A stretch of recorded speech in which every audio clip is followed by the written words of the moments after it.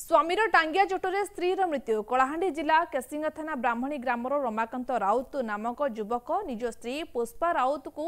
एक टांगिया द्वारा चोट मारिबारु घटनास्थल में ही स्त्रीर मृत्यु घटी। मृतकर भाई कृष्णचंद्र गौड़ केसिंगा थाना लिखित अभियोग पर केसिंगा एसडीपीओ गुप्तेश्वर भोई आईआईसी अशोक कुमार महापात्र और साइंटिफिक टीम पहुंची घटनास्थल में तदंत आरंभ कर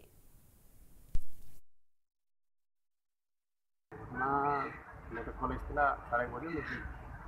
मुझे जो देखली से डेड बॉडी रक्त दूरी अवस्था तले पड़ा मोर भांजी बयान दी मोर बापा ताके मार दी से कांदा जिते बेले आम सब जाकर